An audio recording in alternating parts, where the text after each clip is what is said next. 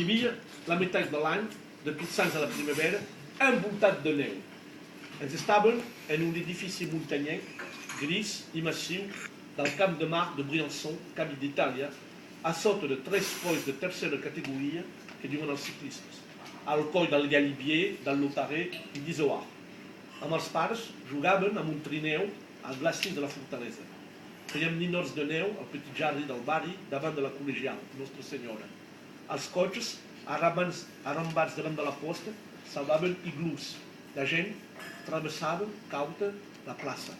Els ociosos s'aventuraven sobre la nova pista de gel al so dels valsos de Joan Strauss i Emile Waldhofen.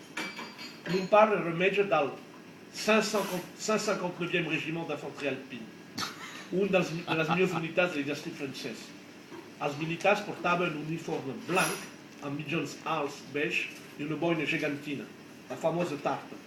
Per posar l'art ben bé, cal pronunciar el sèsam. Un coup je te vois, un coup je t'entends, un coup je t'encule. El llenguatge militar recorre sovint a metàfores absurdes. No conservi cap record de les meves primeres passes amb esquí. Si em fii de l'arxiu familiar, ja vaig esquiar molt jove. Apareixi a les fotos tot cofoi, baixant pendents.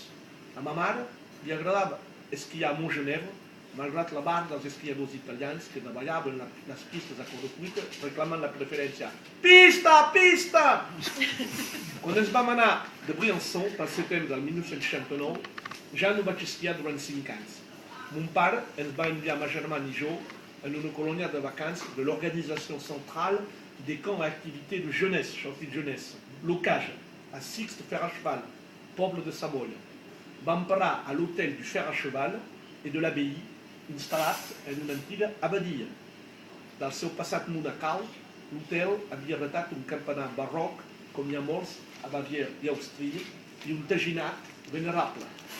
Hi convivia amb mainatges de la meva edat en un ambient festiu molt agradable. Al matí anàvem a esquiar a l'estació. Vaig aprendre no a aguantar-me dret amb esquís i efectuar viratges elementals.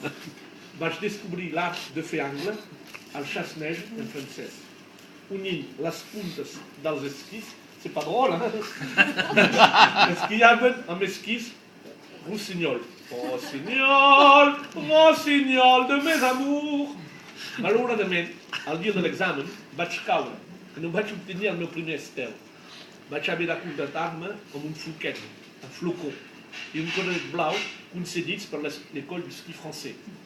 A la tarda, després de la lliçó d'esquí, es pertinava amb un té i un tros de xicolata.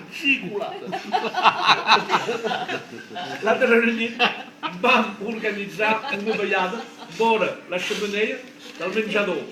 Jean-Philippe Marie, natural de Romainville, va recitar Caen, un monòleg de Raymond Devos. L'admirava molt i em confonia que un minyó de la meva edat ja se sabés els paradigmes de les 5 destinacions llatines. Rosa, rosa, rosé, rosé, rosé, rosé, rosa, rosis, rosis. En aquell temps, perdó, in illis temporibus, els petits francesos estudiaven la llengua de Cicero. Aquella setmana en què vaig poder revisar els rendiments de l'esquí va constituir una etapa en la meva formació. Per primera vegada en ma vida em vaig relacionar amb noies de la meva edat. A la tarda jugava amb una paiaga a filiformi, un joc molt divertit, vora una finestra que donava al torrent Gifre, que corria amb una fressa gens discreta. Vaig conèixer la Benedicta, una parisenca deliciosa, rossa, amb ulls i molt divertida, sempre bromejada. La seva expressió favorita era «Je ne vois pas le rapport avec la choucroute». Aquella dita que no havia sentit mai em va agradar encara més que la mofa del Benoît Renner, el meu sisgener, que deia «Tu la craches ta valda», les cupes de la teva festivalda, que deia als bibatons que s'emborbançaven. La Benedicta, amb els seus 12 anys, em semblava una princesa inaccessible, una dama a sa haute fenêtre. Em vaig enamorar d'una paiaga de la meva edat, l'Anita Schottenberg, la teua amiga. Tenia una carona fina i cabells castanys. L'estimava en la immediatesa del dia, sense pensar en l'endemà. Només volia quedar-me a prop seu i mirar-la hores i hores. La darrera nit vam marxar amb un autocar caòtic i prehistòric cap a l'estació de Cluses. La nit era profunda i inquietant com els contes dels germans Grimm. Ho torno a dir perquè és bonic, eh? La nit era profunda i inquietant com en els contes dels germans Grimm. Vam travessar una bataille.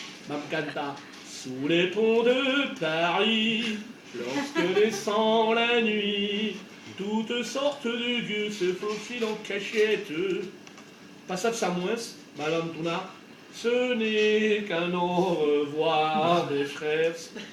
Vaig poder passar la nit al mateix compartiment que la Nita. Va mastegar un reguitzell de xiclets perfumats a la maduixa. Ja ho he dit per la gent que no havien llegit la primera edició. Si vam enraonar de què li hauria parlat, de les aventures de David Crockett, dels jardins de Massy, de la tendresa dels avis. Quan el tren sobreescalfat va arribar a París, la Nita se'n va anar amb la seva gent sota la tor de l'estació de Lió i no la vaig tornar a veure mai més. He dit això.